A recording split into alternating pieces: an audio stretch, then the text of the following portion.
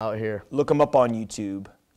He used to do this thing with the student section. He would go crowd dive into the student section at Central Florida. So we'll have to see if he'll want to do that at Carver. Contingent on the fact we get more students in Carver, so come to Carver. But Mike, maybe he'll crowd surf. I think this philosophy that McCaffrey has is the polar opposite of Licklider.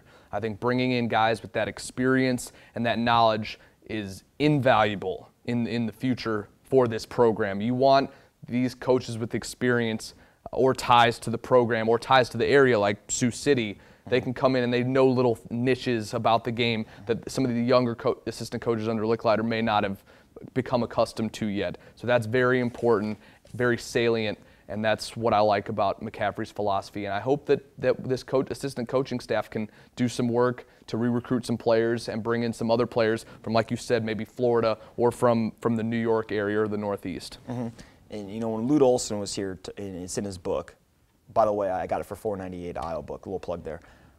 I mean, he said this is his philosophy on recruiting. I'm going to get the best player from the state of Iowa every year, but yeah, I'm going to complement that with a lot of really good players from Illinois, primarily the Chicagoland area.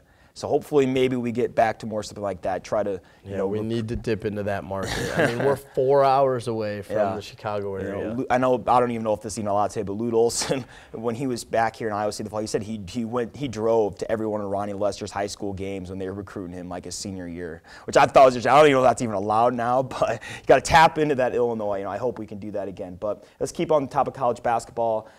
Dana Altman is the new head coach at Oregon, which I find pretty surprising. You know, I grew up in Sioux City, Iowa, like we mentioned already earlier, so Omaha's about 90 miles away. Went to a lot of Creighton games back in their heyday. You know, he was there for 16 years, took them to 7 NCAA tournaments, had a couple years where they had upsets in the first round. And I think it's a good hire for Oregon. I think he's a good coach. But the problem is just because he's a good coach, this probably wasn't who they wanted. I mean, obviously they wanted Tom Izzo, they wanted Mark Few, they wanted Mike Anderson from Missouri. But I think Altman can do a good job. I mean, he rebuilt Creighton, who hadn't been anything since Eddie Sutton was there back in the mid-'70s. They'd done nothing. He goes there, turns them into a perennial power. Now, the fascinating thing I find with this hire is that the last couple years, Creighton hasn't been at the top of the Missouri Valley anymore. Obviously, not going to the NCAA tournament now for 3 straight seasons, and then UNI kind of taking the ascendancy in the conference. So there's this feeling, though, that they probably had to settle. But do you guys think that they're better off with Ernie Kent, or do you think they're better off with a guy like Dana Altman? I think that Oregon made a fundamental mistake in casting out their net openly and publicly to everyone, going after players like, coaches like Tom Izzo, Tubby Smith, Anderson, so on, even words about Mark Few. That was a fundamental mistake that athletic department did. I guess partially Phil Knight in there as well. And I think the Altman hire is mediocre at best. I don't think that he's going to do a lot better than Ernie Kent did at Oregon. I know Kent had some struggles there towards the end of his tenure at Oregon, but I'm not sold on Altman in that conference really making a huge difference. I think if they had played their cards right, it would have been much more possible for them to get not Tom Izzo, but possibly a Tubby Smith or an Anderson from Missouri and have more of a fiery offense, or in Tubby Smith's case, a great defense. And Altman, while he deserves credit for what he's done at mid-major schools, I think this is a very mediocre hire. Yeah, well, here's what I think too. Like I said, I think he's a good coach. I think he can maybe work out there, but the problem is nobody really wants to feel like that they're the second, the third, or fourth choices. So you're going guys like Mark Few. They don't want to be second to Tom Izzo. Mike Anderson, who's done great things in Missouri, did great things at UAB. He doesn't want to be fourth choice at Oregon, where the pressure is going to be a lot more intense than he's what he's done in Missouri because he has sustained success. So you take a look at a guy like Altman. You know, Altman's in a situation right now where he's probably thought about being a Creighton the rest of his career, especially after the Pig Sooie incident over at Arkansas, where he had a one-day tenure. He said he was going to stay at Creighton the rest of his career, but they'd kind of leveled out. So I think it's a great move for him. For Oregon, it maybe can work out, but especially the Pac-10 being so weak this year. But I don't think Oregon's very happy with the hire. I think he's a good coach. I don't think they're happy with the hire, and they shouldn't be. With the new arena coming in, with all the money they tried to throw at all these new coaches. But for Dana Altman, I think it's a great situation. I absolutely agree with you. And I agree with you too. I don't think it was a bad hire or anything like that. Dana Altman's a good coach, but you mentioned too, Creighton hasn't even been at the top as of late. And coaches that stay at schools for long tenures have their ups and have their downs. But it's not like Creighton was a dominant mid-major power like a Gonzaga. The Zags would have won the Pac-10 this year. They would have, yeah. Probably, unarguably, would have won the Pac-10 this year, and they've dominated that conference for quite some time. So I think, and I don't even know if he's for sale, but a guy like Mark Few would have made more sense. But his alma mater was Oregon too. Well, yeah, I think St. Mary's might have have a quarrel with your statement there about Gonzaga being the only team that could have maybe won the Pac-10. But they weren't going to. Ernie Kent was the coach at St. Mary's, so they weren't going to probably get Rainey Bennett. But. Omar Samhan then would have been the player of the year. Yes. Well, I'll say this though. Gonzaga, St. Mary's played 3 times. Gonzaga beat him twice, handedly one of the times. So I do think Gonzaga was the better team. Okay. But anyways, no, I mean they did win the WCC tournament. So you got to give them some regular credit. season was Gonzaga though. Yep. But which means sustained success throughout the whole season, not just one weekend.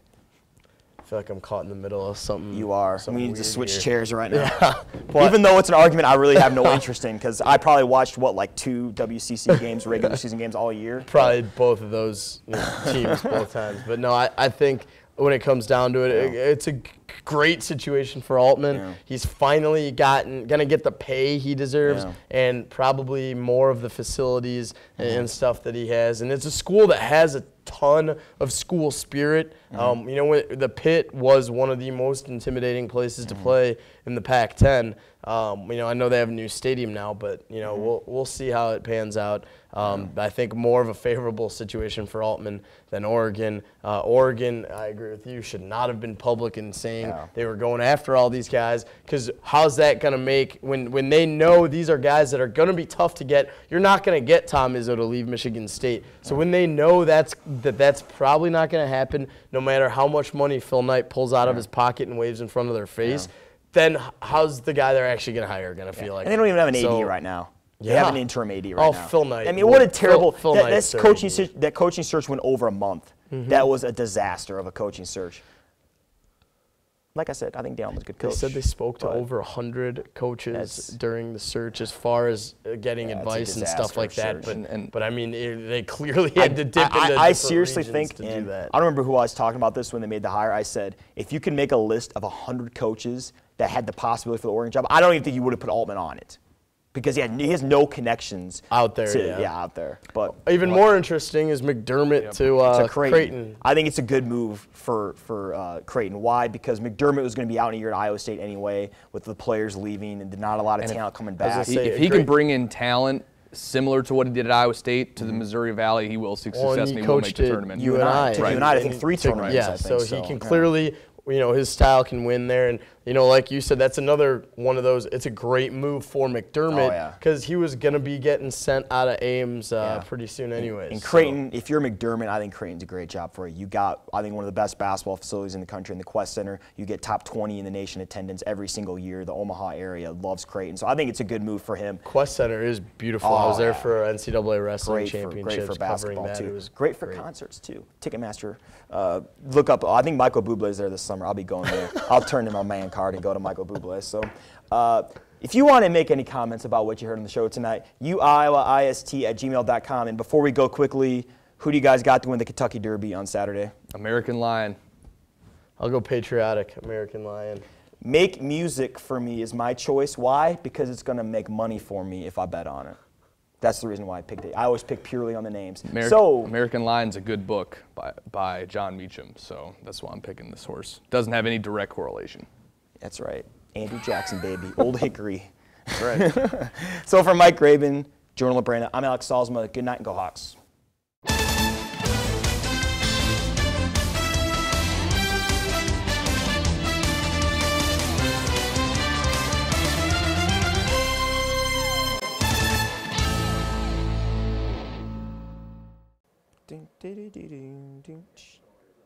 I know this is probably the first time you've ever seen technology like this. I mean, Sioux City, they don't even have internet yet.